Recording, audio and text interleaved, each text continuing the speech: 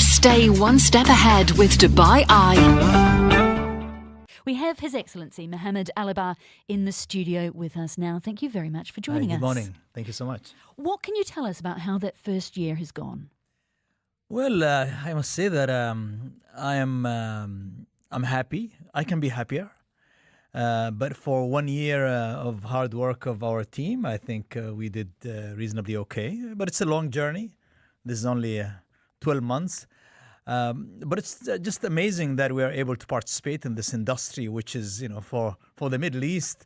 And, we are 300 million in the Middle East. That there is no real player in this field. And I think we are so privileged to be able to really participate and teach our boys and girls the technology and let them participate and understand. And when I talk about technology, it's really the whole thing of, operating the system, but the whole delivery system, the whole merchandising system, marketing system, which is an amazing thing to really be able to enrich our people's mind. But at the same time, I'm so proud that we are able to bring a level playing field when it comes to prices. I mean, I'm proud to say that since the beginning of Noon's operation, we've forced the competition to drop the prices by 15% because, they used to be the only player in the block. And now, there's this little local, call it a boy or a girl, I think Noon is a girl, that's bringing competition on the block and providing, and we must provide good service, good product, good technology, and best prices. You spoke at the launch about the need for the Arab world to really take ownership of the internet, whether that was, as you say, delivery, whether that's content, whether that's building and fueling the sites themselves. What's been the biggest challenge for you in doing that? Well, the biggest challenge is that, typical investors are really used to putting an investment and thinking of a return and payback in 5 years or 10 years or so. I mean, in the business of technology, that just doesn't exist. So you really have to have a much longer view on what you do. And, you've got companies that are not making profit for 10 years, 15 years. So are you really able to do business with no profit for 10, 15 years? And this is a big debate now going on. Can normal companies sustain that?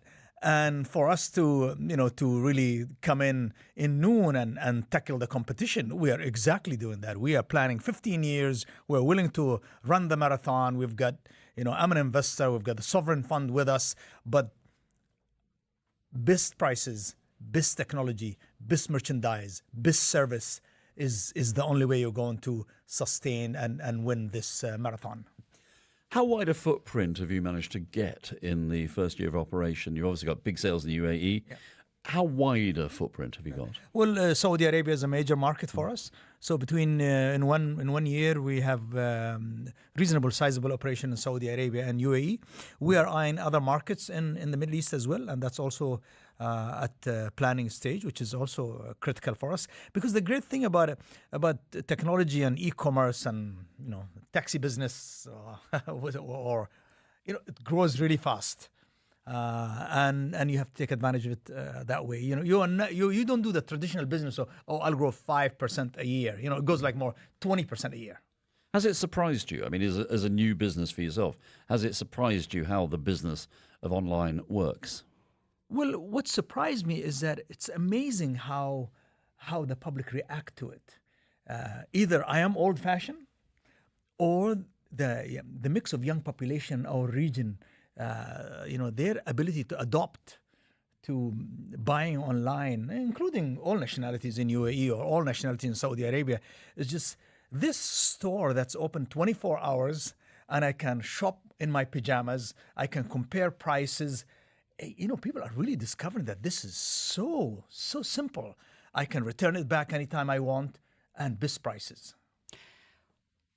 You've launched food delivery, grocery delivery, which is a really challenging thing within e-commerce. You've got to keep foods at certain temperatures. There are a whole bunch of safety issues. How are you approaching that? Well, honestly, all deliveries are challenging, all type. But when it comes to food, it's a big challenge. Therefore, we work with the local grocery stores that everything is kept with them at this stage, where They keep it well, they keep it cool, and then it's all packed, and then we take delivery from there. Most probably the next thing we'll do is that we are in the process now of building our own little warehouses, supermarket, where the grocery store will come in and we fit it completely, and he operates in there, and you've got these people who are running on the floor packing, but it's just a closed supermarket. You said at the beginning of this interview that you're happy, but you could be happier. What would make you happier? Well, because this is a tough business. Competition is tough. I mean, you are selling, you're competing with people who sell at sometimes below cost. So how strong is your balance sheet? How strong is your heart? So I'm saying that, I expect stronger growth. I expect that we should move to countries a little faster. But I think in 1 year, the team have done really an amazing job. We talk a lot on the program about the bricks and mortar versus online battle. Where do you see the future of that? What does the online market mean for bricks and mortar? Well, the online market definitely will grow, will reach about, say, 30, 35, 40% of total retail. So the normal bricks and mortar brick and mortar will always be there. So there will be 60%, 55%. But then it all depends. What are you doing in these big, giant shopping malls? Nowadays, anytime you wanna do these, the architect, they tell you, oh, I need a art specialist, I need an opera conductor, and I need an artist, and I need an architect. That's how they design these now. So it becomes a place of people more than just come and put the stores in and put the merchandise in. What's happening to food? What's happening to entertainment? What's happening to art? So it becomes a celebration place. And that's the only way to survive for these. I mean, it is. You're right. They're putting in these wonderful things in all the Dubai malls that we see, and they're a reason to go there. They're destinations alone. How can online up its game to provide the same sort of attraction? Well, online, I think they will provide a lot of it, and as I said, and they will reach probably 35, 40% of total retail. How long will that take? I don't know. Could take 10 years, could take 15 years. But I think it's the responsibility, and online is doing that, and that's improving pretty fast. But it's the responsibility of the shopping mall owners that we cannot think like shopping mall. We really have to think of a celebration place. It's a place to go in there to socialize, a place to really, you're going out in town. You're not really going shopping. So this business of shopping, that's also changing. But then again, I hold the view that if you are going to build a shopping mall, and then that is that. That's why if you look at downtown, we have the tower, we have the fountains, we have the hotels, and by the way, we have the shopping. So is the shopping part of a bigger story?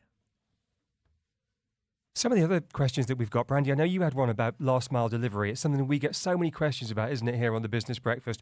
When it comes to e-commerce, how do you get the stuff delivered? And that annoying moment when you get the phone call, oh, we tried to deliver your new television, but you were out, Brandy. You've been looking at this. Or, yes, if you're home for 6 hours this evening, we'll turn up. How are you tackling last mile delivery? Well, that is the biggest technology investment. So therefore, you've got the Aramex of the world who do the delivery. Of course, they do a good job. But we also do almost 80% in-house. So we run our own delivery system. And mainly because of that situation where that last customer experience of,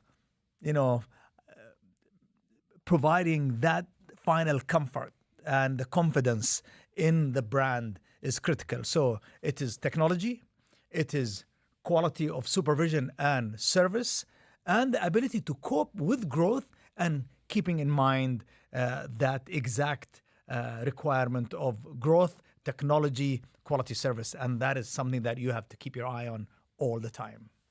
Well, thank you very much for joining us this morning. His Excellency Mohammed Alabbar, the founder of the e-commerce platform Noon. We Thank you all so your much. time. Thank you. Stay one step ahead with Dubai Eye.